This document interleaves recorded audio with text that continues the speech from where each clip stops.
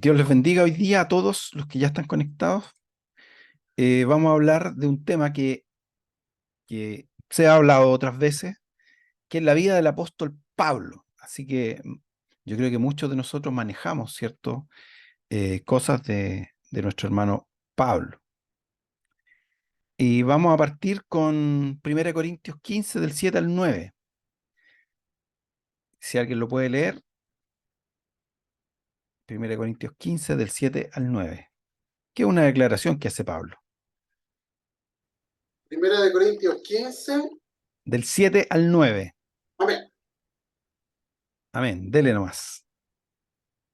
Después apareció a Jacobo, después a todos los apóstoles, y al último de todos, como a un abortivo, me apareció a mí, porque yo soy el más pequeño de los apóstoles, que no soy digno de ser llamado apóstol, porque perseguí a la iglesia de Dios.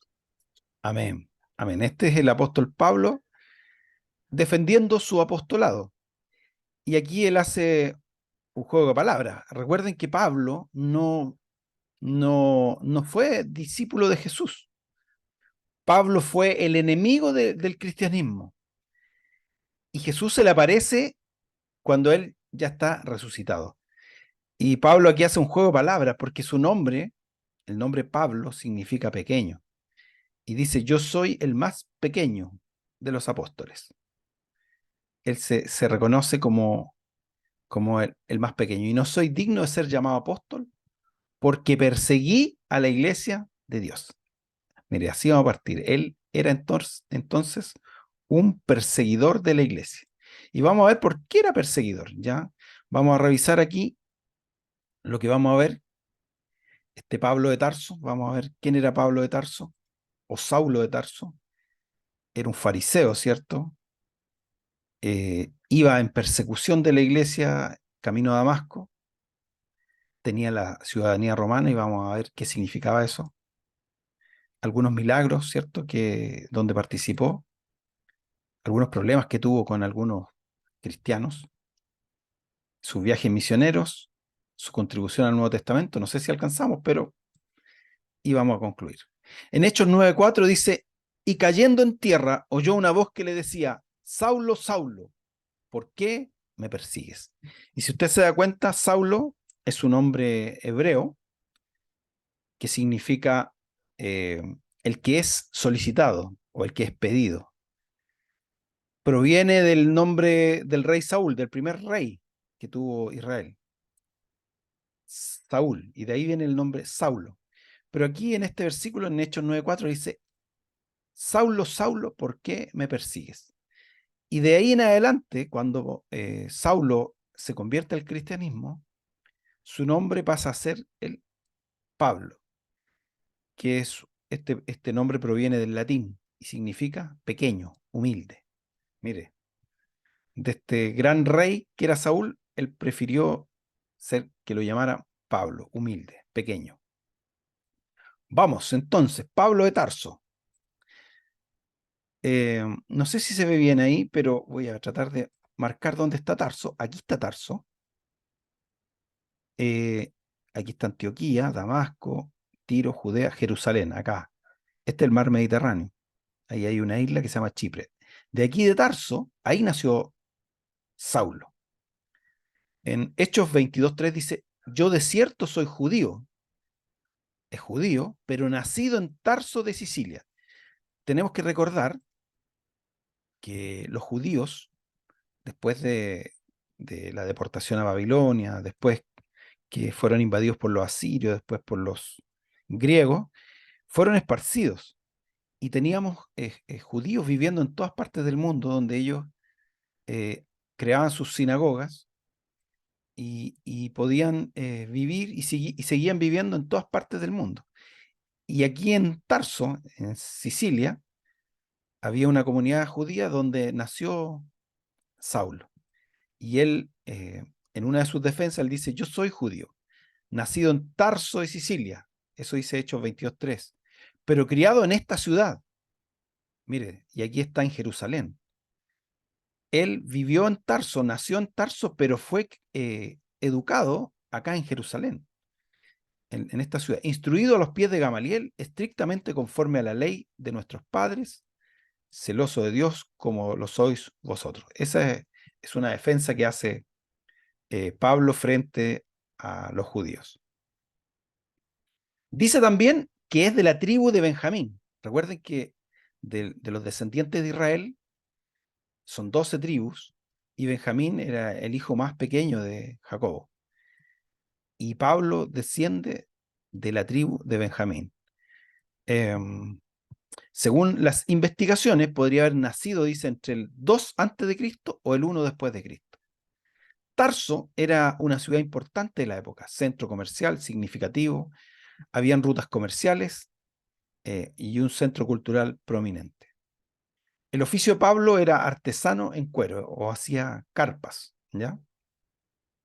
Ahí en Filipenses 3:5 dice, circuncidado al octavo día, del linaje de Israel, o sea, él está en la promesa, es alguien que está en la promesa, de la tribu de Benjamín, hebreo de hebreos, y en cuanto a la ley, fariseo. Mire, él era de la secta de los fariseos. Él contaba con la ciudadanía romana, y esto es porque Tarso, la ciudad donde él vivía, que está aquí,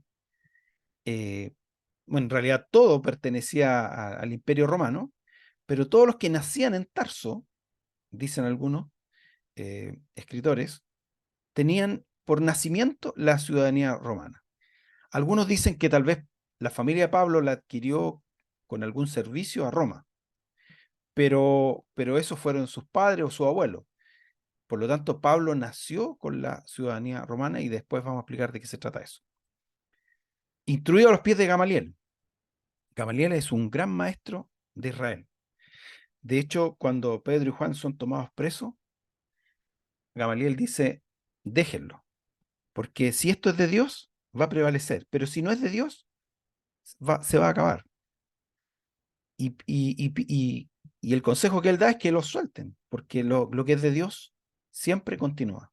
Y Gamaliel fue el que educó entonces a nuestro hermano Pablo. Fariseo, celoso de Dios, ya vimos ahí en Hechos 22:3 que él era fariseo, en Filipenses 3:5.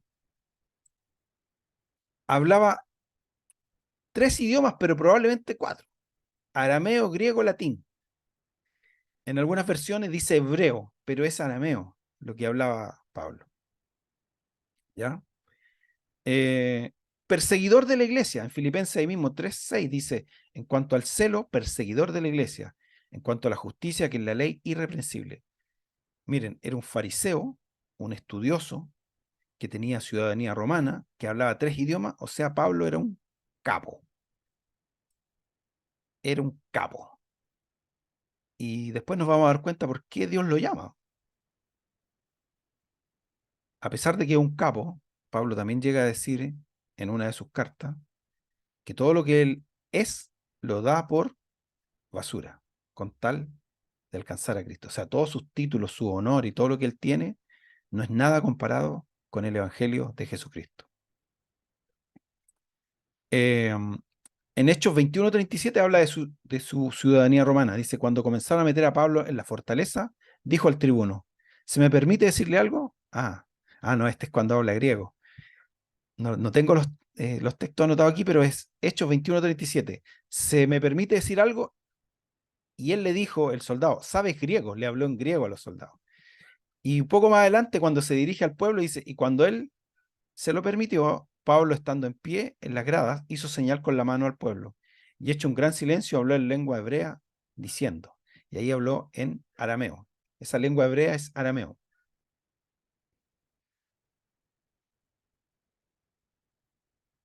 Fue apóstol de Jesucristo, ¿cierto? Y eso lo vimos en el primer texto que leímos, que era el más pequeño de los apóstoles, que persiguió a la iglesia, pero fue enviado a los gentiles. Cuando se le aparece Jesús en el camino y llama a Ananías para que ore por él, le dice que él va a ser enviado, ¿cierto?, a llevar el mensaje a reyes, a los gentiles y a los apartados del pueblo judío. En Hechos 22:21 dice, pero me dijo, ve porque yo te enviaré lejos a los gentiles. Es cuando Pablo está narrando su visión de Jesucristo. Efesios 3:8 dice, a mí que soy menos que el más pequeño de todos los santos, me fue dada esta gracia de anunciar entre los gentiles el evangelio de las inescrutables riquezas de Cristo. Mire, de nuevo Pablo hace ese juego de palabras. Soy menos que el más pequeño de todos los santos. Él se reconoce como que fue el último en recibir este llamado, pero también se hace el más pequeño, el más humilde. Fue enviado a los gentiles entonces y dicen los padres de la iglesia que entre el año 64 y 67 fue decapitado por el emperador romano Nerón. En el mismo momento que fue decapitado también Pedro. Fariseo, ¿qué es un fariseo? Pablo era fariseo. En Hechos 26, del 4 al 5, dice, mi vida, pues desde mi juventud, la cual desde el principio pasé en mi nación, en Jerusalén. Aquí nuevamente Pablo está diciendo que él vivió su juventud cuando fue educado en Jerusalén. La conocen todos los judíos, los cuales también saben que yo desde el principio, si quieren testificarlo, conforme a la más rigurosa secta de nuestra religión, viví fariseo. Eso dice Pablo. Pablo era entonces un fariseo, hijo de fariseo. De hecho, lo ocupa eso Pablo cuando está tomado preso y están los judíos acusándolo de predicar a Jesús, y ve que están los saduceos y los fariseos juntos acusándolo, y él dice en Hechos 23:6, entonces Pablo, notando que una parte era saduceo y otra fariseo, alzó la voz en el conflicto, en el concilio, varones hermanos, yo soy fariseo, hijo de fariseo, acerca de la esperanza de la resurrección de los muertos, se me juzga. Y ahí puso un tema que separaba a los saduceos de los fariseos, entonces empezaron a pelear entre ellos. Aquí usó un poco la astucia mi hermano Pablo. Fariseo significa separado. En el, los fariseos tenían 613 reglas de pureza, con las cuales ellos no querían ensuciar su vida, ellos querían ser puros para Dios, no querían fallarle a Dios. Es por eso que ellos trataban de reinterpretar la escritura y tenían 600 reglas que tenían que cumplir. Habían 4 sectas en el tiempo de Jesús. Estaban los fariseos, los saduceos, los celotes y los esenios. ¿Ya? ¿De dónde? Y los fariseos eran la secta más grande de esta época. Eran rígidos, legalistas, cumplían la letra de la ley, como les dijo Jesús, pero violaban su espíritu. De labios le dijo, ustedes me honran, pero su corazón está lejos de mí. Sepulcros blanqueados por fuera, ¿cierto? ¿De dónde, de dónde nacen?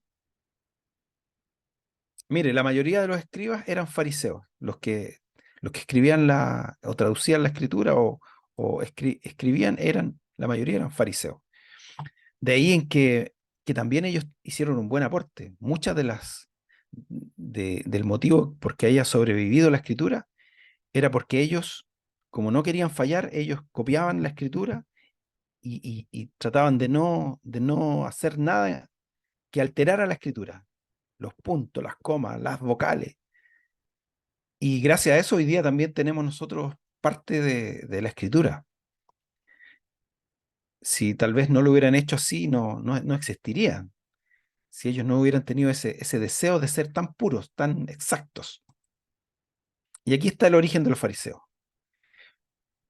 400 años antes, cuando dicen que hubieron 400 años de silencio, donde no hubo profeta, donde no hubo manifestación de parte de Dios, vinieron, ¿cierto?, estos imperios como los babilonios, los sirios, que se apoderaron de Jerusalén, y luego de que estuvieron los sirios, vinieron los griegos a manos de Alejandro Magno. La idea de Alejandro Magno era unificar el mundo con la cultura judía.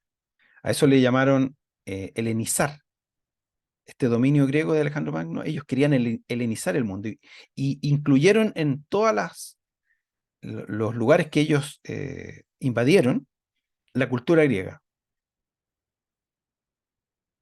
Ellos deseaban unir al mundo a través del helenismo. Pero obviamente estoy en contra del celo judío. Entonces hubo una resistencia en el pueblo judío. Vino un Antíoco Epífanes, que era gobernador de Siria, y tomó a Jerusalén, y él se propuso eliminar la religión judía. Y en el templo de Jerusalén instauró el culto a Zeus, al dios Zeus. Puso sus propios sacerdotes. Y eso empezó a generar en los judíos más viejos eh, ese deseo de liberarse de estos griegos. Los más jóvenes fácilmente adoptaron la cultura griega. De hecho, habían instalado gimnasios cerca del templo, instalaron burdeles en el templo, en las salas del templo. Y de ahí nacen este deseo de liberarse de estos griegos, nacen los, ¿cómo le llamamos nosotros? Los magabeos. Esta familia que se rebela contra estos griegos y empieza a luchar, y es tanto el deseo, y ellos confían que Dios los va a ayudar para defender la religión de Jehová, echando fuera a los griegos. A estos macabeos le llamaron asmoneos, ¿ya? Eh, la familia asmonea. Y de ahí empezaron a pasar los años, pero lamentablemente lo mismo que ellos quisieron evitar, finalmente la cultura griega se impuso. Entonces, ahí nacieron los jadiseos, que le llamaban primeramente, que son los que se opusieron a la cultura griega desde siempre, que luego después se llamaron fariseos. Ellos siempre se opusieron a la cultura griega. De hecho, la caída de Jerusalén, la caída de Israel, muchos historiadores dicen que se debe a esta tensión que hubo siempre entre los fariseos y la cultura griega. Ellos siempre se opusieron.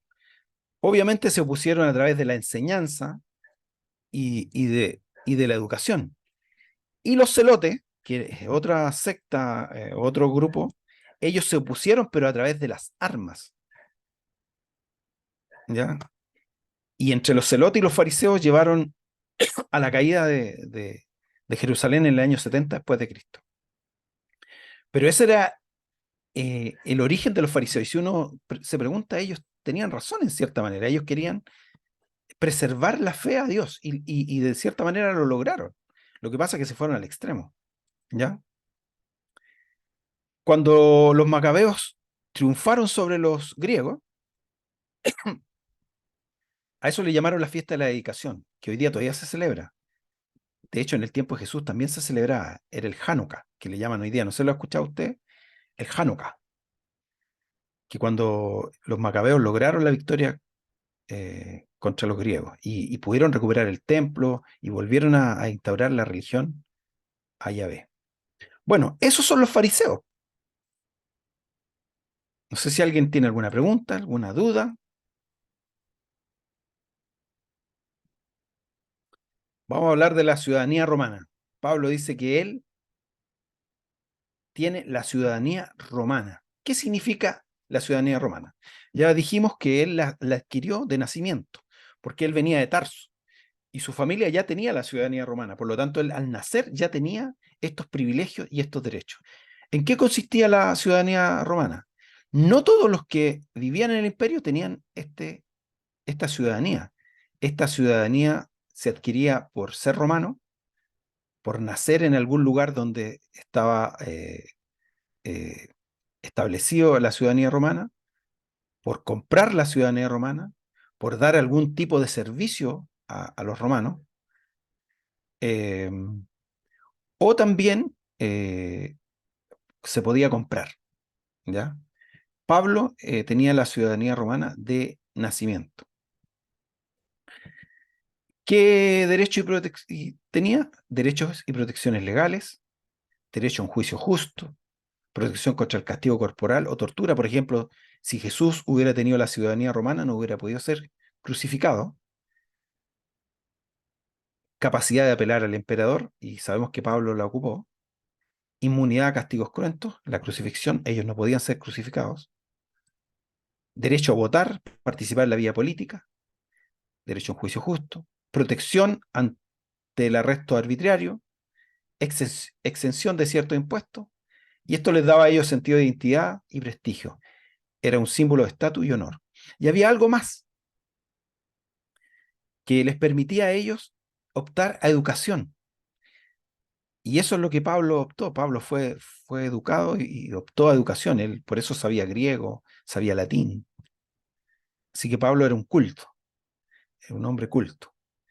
En Hechos 16:37 dice, pero Pablo les dijo, después de azotarnos públicamente sin una sentencia judicial, siendo nosotros ciudadanos romanos, nos echaron en la cárcel y ahora nos echan encubiertamente. No, dice.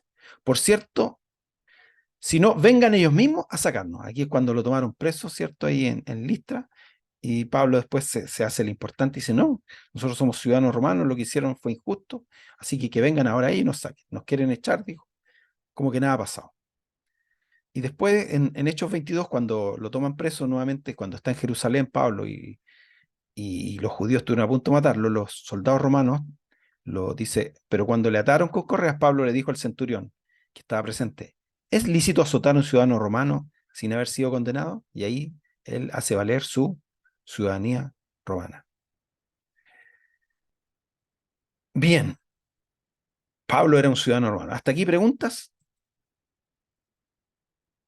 Vamos a ver qué le pasó a Pablito, porque era un fariseo, un legalista, un perseguidor de la iglesia. Él no entendía cómo, o sea, él quería purificar la religión judía.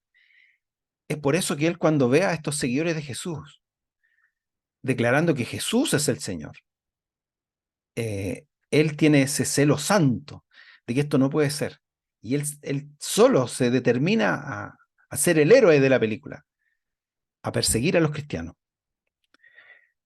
En Hechos 8:1 dice, y Saulo consentía en su muerte. Aquí está hablando Esteban.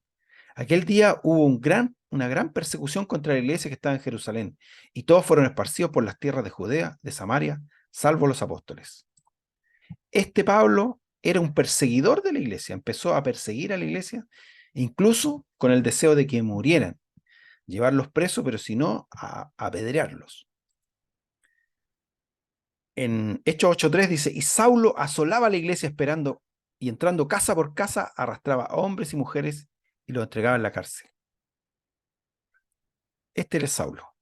¿Sabía usted eso de Saulo?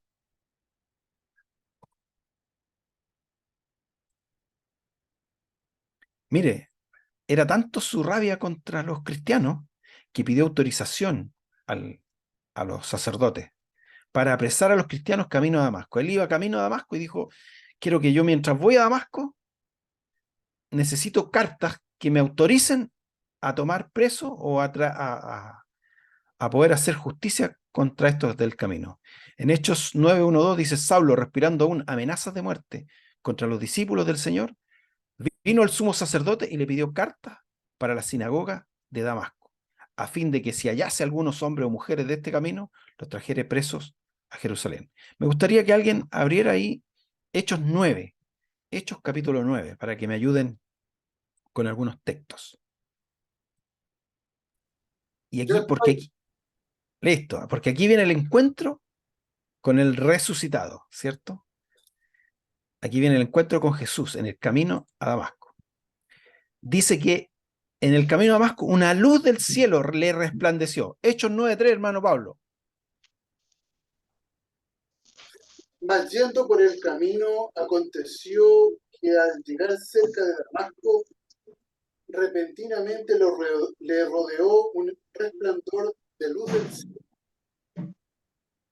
¿Sí? Mire, sí, no, ahí nomás. Algunos dicen ahí, pero es una luz nomás, ¿cierto? Pero los que iban con Pablo no vieron nada. Es Pablo que ve la luz. El 4, hermano. y cayendo en tierra oyó una voz que le decía, Saulo, Saulo, ¿por qué me persigues? Hasta ahí llegó nuestro hermano Saulo. Él era fariseo, él quería purificar la religión de Jehová, él tenía su idea de la justicia de Dios, él esperaba el rey, pero no creía en Jesús, él esperaba la manifestación de Dios a su pueblo, pero se encuentra con un señor, porque aquí señor solo se le dice al César o a Dios, el Adonai, y Saulo se da cuenta que lo que está en presencia de él es el Señor mismo, que le dice, Saulo, Saulo, ¿por qué me persigues? Y aquí está en el 9:5, hermano Pablo. Él dijo, ¿quién eres, Señor? Y le dijo, yo soy Jesús, a quien tú persigues. Dura cosa te es dar coces contra el aguijón. Qué terrible es irse en contra de Dios. Qué terrible es ir en contra de Jesús. Qué terrible es ir en contra de los hijos de Dios. Qué terrible es cuando en cierta manera se maquinan cosas contra los hijos de Dios. Es terrible, es como golpear un clavo. ¿Quién eres, Señor? Y le dice, dura cosa te dar coces contra el aguijón. Te es duro, Pablo. Lo que estás haciendo no corresponde. Pablo estaba dispuesto a matar a los cristianos. 9:6. ¿Sigo? Sí. Él, temblando y temeroso, dijo, Señor, ¿qué quieres que yo haga? Y el Señor le dijo, levántate y entra en la ciudad, y se te dirá lo que debes hacer. ¿Qué estaba haciendo Saulo antes de, de perseguir a los cristianos? O sea, ¿qué estaba haciendo antes de encontrarse con Jesús? ¿Qué estaba haciendo Saulo? Estaba siguiendo su propia convicción. ¿Quién lo había mandado a perseguir cristianos? A él solo se le ocurrió, porque él era tan estudioso y sabía que la religión judía estaba en peligro, y él solo se mandó a perseguir a los cristianos. Ni siquiera los sacerdotes lo estaban persiguiendo, pero él se lo propuso como algo propio. Pero fíjense que acá el cambio radical. Señor, ¿qué quieres que haga? Es lo que cada uno de nosotros debiéramos hacer, porque lamentablemente hoy día hay muchas iglesias que se mandan solas. Hacemos cosas sin que nadie nos haya mandado a hacer algo. ¿Qué está haciendo Dios en este tiempo? ¿Qué quiere Dios en este tiempo? Le preguntamos al Señor si lo que estamos haciendo, aunque porque nosotros decimos, no, lo que yo hago está bien porque yo estoy sirviendo al Señor. Pablo o Saulo pensaba que estaba sirviendo al Señor, que estaba haciendo lo correcto, pero le había preguntado al Señor si lo que estaba haciendo era correcto, si eso era lo que Dios quería para él. Interesante, ¿sabe por qué? Porque se cruza con un deseo de Pablo cuando va a predicar en su primer viaje misionero, no, en su segundo viaje misionero. Él quiere ir a Asia a predicar. ¿Y qué dice la escritura? Si alguien se acuerda, ¿qué tenía de malo predicar? Llevar el mensaje, si ese era el gran mandato. ¿Alguien se acuerda lo que le pasa cuando quiere ir a predicar a Asia? A Bitinia, a Misia, que son lugares de Asia. No, veo el chat, no veo nada. ¿Alguien se recuerda qué le pasó a Pablo cuando quería ir a predicar a Asia?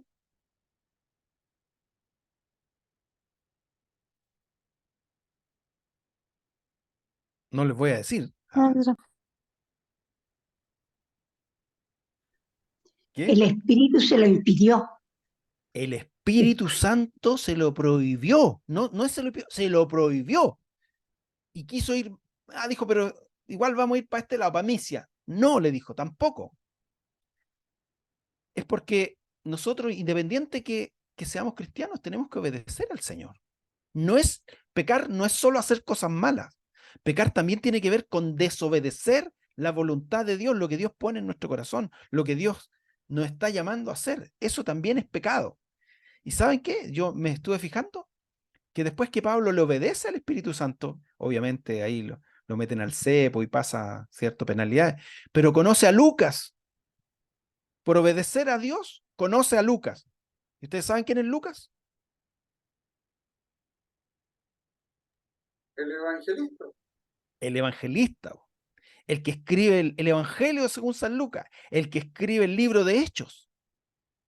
Si Pablo o Saulo, en ese tiempo ya era Pablo, desobedece a Dios y se va a Asia, como él quería ir a predicar a Asia, ¿hubiera cumplido el propósito de Dios? No.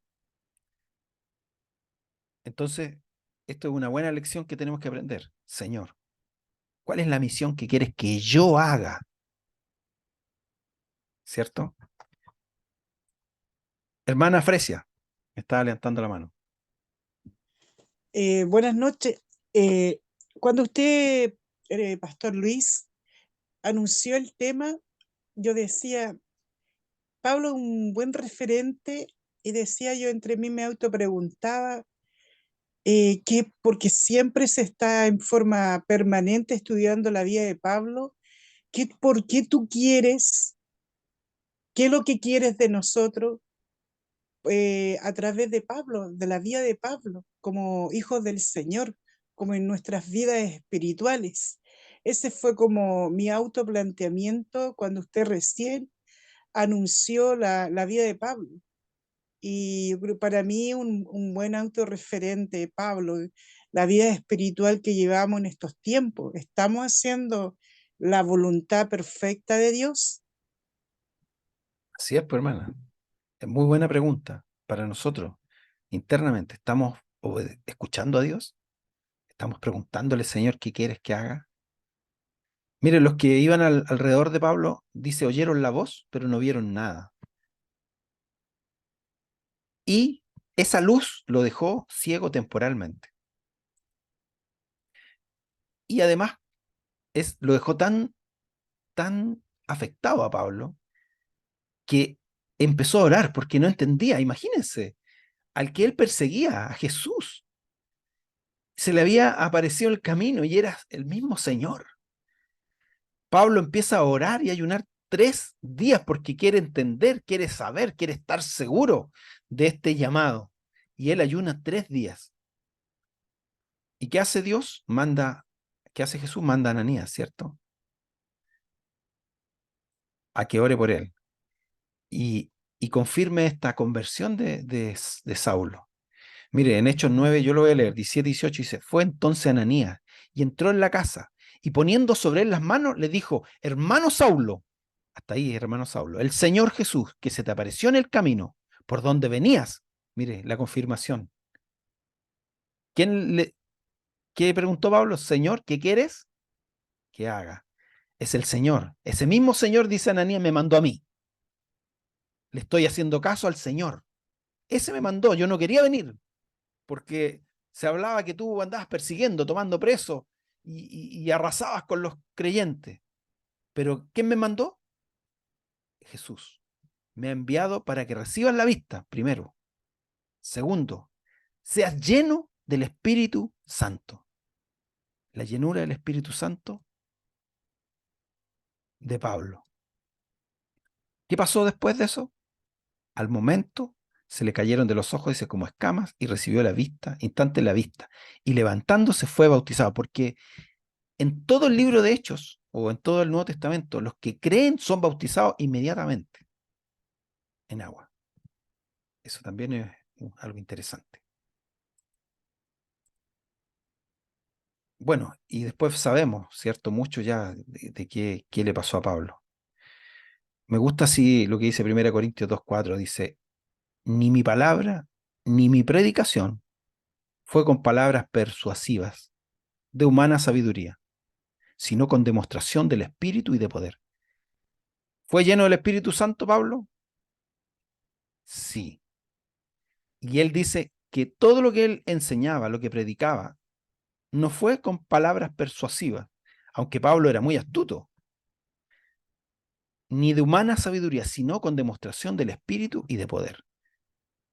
Pablo reconoce que todo lo que él hace proviene del Señor. Y aquí vemos algunos milagros o señales. Había un mago que se oponía al mensaje del Evangelio y Pablo le estaba predicando al procónsul de la isla de Chipre. Y este mago se oponía al mensaje. ¿Y qué hizo Pablo? Le dijo, te vas a quedar ciego. Temporalmente te vas a quedar ciego. Y inmediatamente quedó ciego. A un hombre cojo en Listra lo sanó. Reprendió el espíritu de una divina. Y eso le costó que lo tomaran preso. En Hechos 19, 11, 12, y Dios hacía milagros extraordinarios por mano de Pablo, de tal manera que aún se llevaban a los enfermos los paños o delantales de su cuerpo, y las enfermedades se iban de ellos, y los espíritus malos salían. Había sanidad y liberación. Y en la isla de Malta oró por el padre de Publio, que estaba en cama enfermo de fiebre y disentería. Entró Pablo al verle y después de haber orado, le impuso las manos y le sanó. Bueno, tal vez son impactantes los milagros, ¿cierto? Pero lo que más me impacta es la fe de Pablo.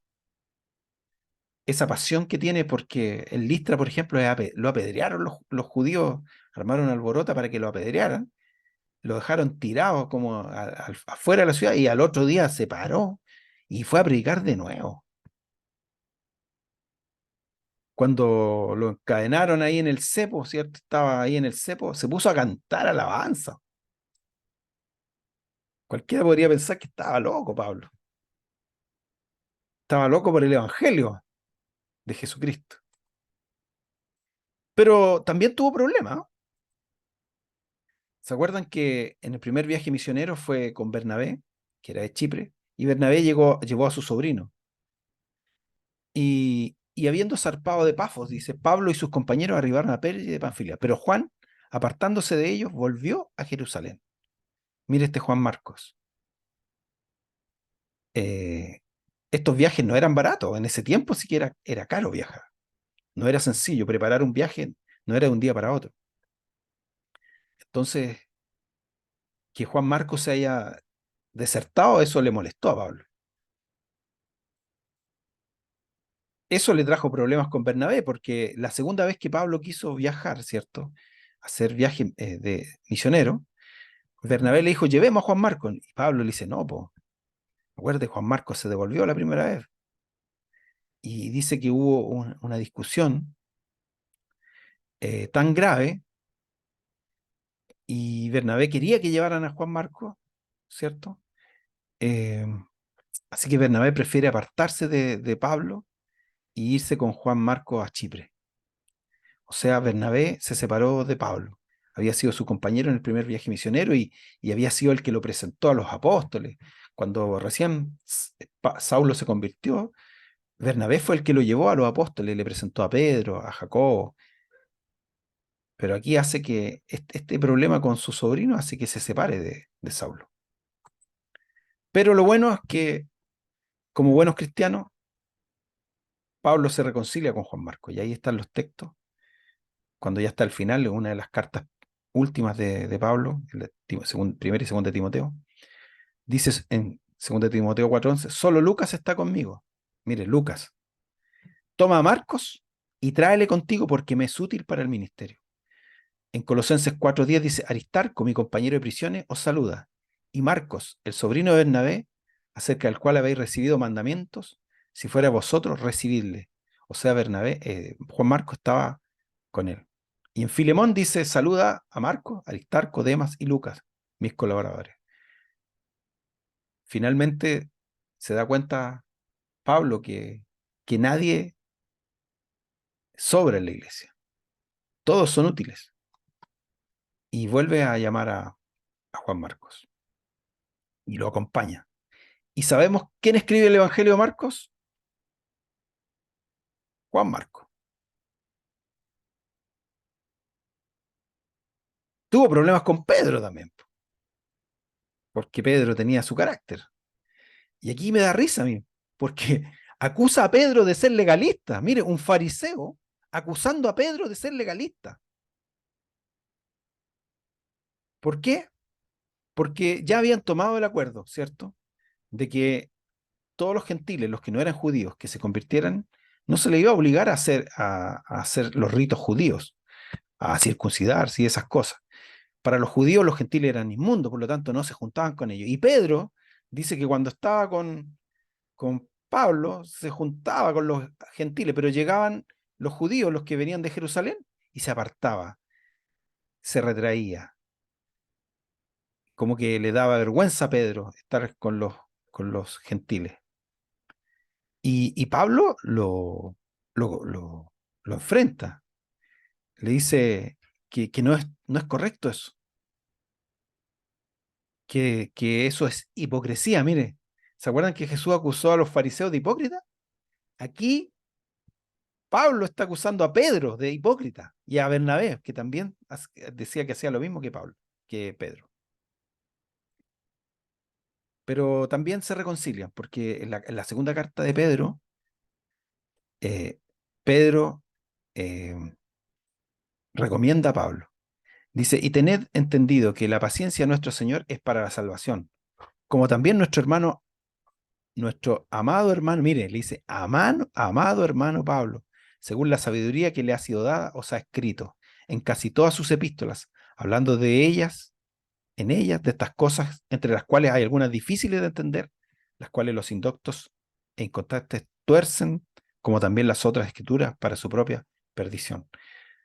¿Tuvieron problemas? Sí. ¿Se reconciliaron? Sí. Bueno, usted esto ya lo sabe, Pablo. Yo pensaba igual, ¿por qué Dios llamó a Saulo? Y Saulo había sido preparado por el Imperio Romano, por los fariseos, por Gamaliel, y es porque él fue el principal hermano que expandió el cristianismo a toda Europa, con estos viajes misioneros. Hizo en total 3 viajes misioneros. Y ahí están en amarillo el primero, que fue cortito, después en verde el segundo, no, sí, en verde el segundo, y después el tercero en azul. Y la línea roja es cuando fue preso, se lo llevaron preso a Roma. Y ahí llegó el Evangelio a Roma. Dicen que Lucas lo acompañaba en estos viajes y también lo acompañó en sus prisiones. Los viajes duraron más o menos 14 años, desde el 46 al 60, cuando fue arrestado en Jerusalén. Estos viajes fueron fundamentales para la expansión del cristianismo y el establecimiento de comunidades creyentes en diferentes regiones del mundo antiguo. Lo que hacía Pablo era predicar primero a las sinagogas y después predicaba a los gentiles. Me gusta de Pablo que cuando él se enfrenta aquí en Grecia, en el Areópago, a los griegos, que no eran judíos, que no sabían nada de Dios, él les dice, pero Dios, habiendo pasado por alto los tiempos de esta ignorancia, ahora manda a todos los hombres, en todo lugar, que se arrepientan. Algo que algunos hermanos dicen que no hay que decirle a los mundanos, Pablo se lo dice, se lo sabe decir, que es necesario que se arrepientan, que Dios pasó por alto la ignorancia, que fuéramos ignorantes por mucho tiempo de su palabra. Pero hoy lo que exige para venir a Él es que se arrepienta. Para convertirse, para venir al Señor, es necesario que nos arrepintamos. Y Pablo no tiene pelo en la lengua para decirle a los gentiles que tienen que arrepentirse. No como nosotros lo hacemos, o como muchos evangélicos lo hacen en la calle. Porque Pablo lo hizo con sabiduría, ¿cierto? Cuando entró al Areópago, cuando buscó ese altar al Dios no conocido que ellos adoraban. Y ese es el que yo les presento. Y ese es el que quiere que se arrepienta. ¿Cuál es la contribución de Pablo en el Nuevo Testamento? Mire lo que dice Gálatas 1:12. Pues yo ni lo recibí ni lo aprendí de hombre alguno, sino por revelación de Jesucristo. Acuérdense que Pablo era fariseo. todo lo que él predicó del Evangelio de Jesucristo, dice que él no lo recibió ni lo aprendió de hombre alguno, sino por revelación de Jesucristo. Hay algunos que dicen que ni siquiera conoció a Jesucristo, pero tenía una comunión interna, íntima con Jesucristo. Ese que se le apareció en el camino, estaba con él. El propósito de Pablo en todas sus epístolas es enseñar este mensaje, el mensaje del Evangelio. Su mensaje era palabra de Dios. En 1 Tesalonicenses 2:13 dice, por lo cual también nosotros sin cesar damos gracias a Dios, que cuando recibiste la palabra de Dios, mire, ¿qué recibieron? La palabra de Dios, que oíste de nosotros. O sea, el mensaje que Pablo entregaba era palabra de Dios, la cual recibiste no como palabra de hombres, sino según es en verdad la palabra de Dios, lo repite 2 veces, la cual actúa en vosotros, los creyentes. Pablo, entonces, en sus epístolas, él lo que entrega en sus enseñanzas es la palabra de Dios. Es por eso que después sus cartas son incluidas en el canon de la Biblia, porque son palabra de Dios. Y sabemos, ¿cierto?, que él llevó esta palabra a los gentiles. Y eso fue entregado cuando se le apareció a Jesús en el camino a Damasco. La teología de Pablo incluye la salvación, la justificación, la regeneración, la santificación y la fe por gracia. Interesante, que ya no es, los fariseos creían en las obras, en cumplir sus leyes, pero Pablo entiende que no es por obras, sino es por lo que Jesús hizo en la cruz. Escribió 3 epístolas, 13, que se atribuyen a su autoría. ¿Alguna pregunta? ¿Alguna inquietud? ¿Se recuerda alguna de las palabras de Pablo? Algo que, y aquí voy a abrir los micrófonos, algo que usted recuerde del apóstol Pablo, alguna palabra que la viva usted, que le quede, que la tenga ahí en la lengua. ¿Alguien se recuerda alguna palabra del apóstol Pablo?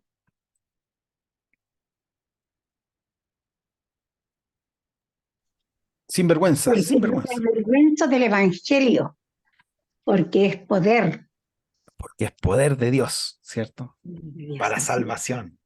para Gracias. salvación a todo aquel que en él crea. Así es. No me avergüenzo del Evangelio. ¿Quién más se acuerda de alguna frase de Pablo? Eh, ¿Puedo hablar? Sí, hermana Minta, dele nomás. Allá. No, lo que encuentro yo de que Jesús le habló a Saulo en el momento, porque era el hombre preciso para dar a conocer su crucifixión y para dar a conocer a los gentiles, ¿cierto? Y a los romanos, por el hecho que él sabía los idiomas, eso, de romanos y fariseos El y todos griego, los... Entonces era el hombre preciso para llevar el evangelio y agrandarlo por todos los por toda países, los Europa. pueblos, por toda Sí, pues. Europa, claro. Entonces yo creo que Dios es tan perfecto que tenía que ser Saulo el que tenía que llevar el evangelio. Amén. Amén. Amén. Y es interesante lo que usted dice. Era Saulo, pero el Saulo no el antes de Cristo. El No, Saulo no, no, después de no, Cristo. es que como ser Saulo persiguió a los judíos, era como lo que dijo usted, hermano, Claro, que él se puso de que tenía que seguir a los judíos, perseguirlos, encarcelarlos o, a los o cristianos. eliminarlos. Claro. Claro. Entonces resulta de que como que quería llamar la atención a Dios, a Jesús. Y él, yo creo que por eso se le apareció en el camino, y porque estaba escrito a lo mejor eso, estaba escrito de que él tenía que ser el que difundiera todo el evangelio. Amén. Pero él, lo Amén. que yo quería decirle que él sí, a pesar de ser la persona, tuvo que bajar el moño. Claro, a lo mejor eso era lo que quería también, además que Jesús o sea, no Jesús, sino que, bueno, Jesús fue Dios, el sí. que le dio la bendición, ¿cierto? La bendición para que pudiera hacer milagros de enfermedades. Entonces, él tuvo que rendirse a eso y descubrió que realmente el, o sea, el que crucificaron era realmente Jesús, el Hijo de del Dios. Padre, de Así Dios, es. del Padre Jehová. Era Dios mismo. Claro, era Dios mismo. Así es. Y tuvo entonces que bajar el moño. Porque si no hubiera bajado el moño, no hubiera servido. Pero yo creo que sí, porque no era o sea, era una persona que tenía una mente a su manera. Así Entonces, es. como del cielo le llegó la voz y lo dejó ciego, entonces a cualquiera yo creo que le pasaría que tienen que bajar el moño, porque El moño. resulta de que, el Sí, moño, ¿cómo se dice? sí, Porque resulta de que es una cosa muy grande, muy, muy, muy, de mucho milagro, de mucha emoción, de sí. ver una luz potente que lo deje ciego y le hable más. Así es. Entonces, eso yo lo encuentro, pero Espectacular. un milagro que tenía que ser así. Sí. Gracias, Amén. hermana Minta. Ya. Hermana Nancy. Yo iba a decir nomás, bueno, Pablo fue llegó a ser uno de los más grandes religiosos judíos de su tiempo, ¿cierto? Sí, Cumplidor escrupuloso de la ley, celoso, así perseguidor de los es. cristianos. Eh, y ahí habla en Hechos 9, 2, 1 y 2. Él había superado a sus contemporáneos en conocimiento y prácticas religiosas. Tenía sincero celo, pero estaba Así es. equivocado. Y cuando se Está- encontró con Jesús, su vida cambió y Para volcó siempre. su vida, ¿cierto? Para siempre. Sí, yo Así que estaba eso, preguntando si acordaban alguna frase. Para la mí, para frasecita. mí el vivir es morir. ¿Se acuerdan de Para esa ver canción? morir es Cristo y vivir Yo es también caso. El tengo vivir es una. Cristo. Hermano Vivir es Pablo, Cristo. Una muy conocida de 1 Corintios 5:17. De ¿cuál? modo que si alguno está en Cristo, nueva criatura es. Las Las cosas viejas cosas viejas pasaron, pasaron. y aquí todas son hechas nuevas. Amén. Sean imitadores de mí, como yo de Cristo. Y la que me gusta a mí Cristo, mucho, todo lo puedo en Cristo que me fortalece. que me fortalece. Y no lo Bueno, digo porque tenga escasez, pues he aprendido a contentarme. contentarme. Cualquiera sea mi situación, sé vivir Amén. humildemente y sé tener en abundancia. En todo y por todo Aleluya. estoy enseñado, así para estar saciado como Amén. para tener hambre, así como para tener abundancia como para padecer necesidad. Todo lo puedo en Cristo que me fortalece. Así que la vida de Pablo nos enseña que Dios tiene propósitos con cada uno de nosotros. Si nos sometemos a Dios, si le obedecemos, si le buscamos, Dios tiene planes con cada uno de nosotros. Que por terrible que sea nuestro pasado, Dios puede transformar nuestro presente y nuestro futuro. Y no se trata de nosotros, ni de lo que creo, ni de mi religión, ni de mi justicia, sino de lo que el Señor quiere que hagamos. Que nuestra justicia, nuestra religión, dista mucho de lo que realmente Dios espera de nosotros. Amén. Amén. Y lo mejor que tuvo Pablo, que fue siempre una persona de espíritu de pueblo, una persona humilde, una persona que, que podría haber sido ponderado él por el hecho de hacer eh, sanaciones, pero él fue siempre humilde y siempre en el nombre de nuestro Señor Jesucristo. Amén. Amén. Tuvo que humillarse después.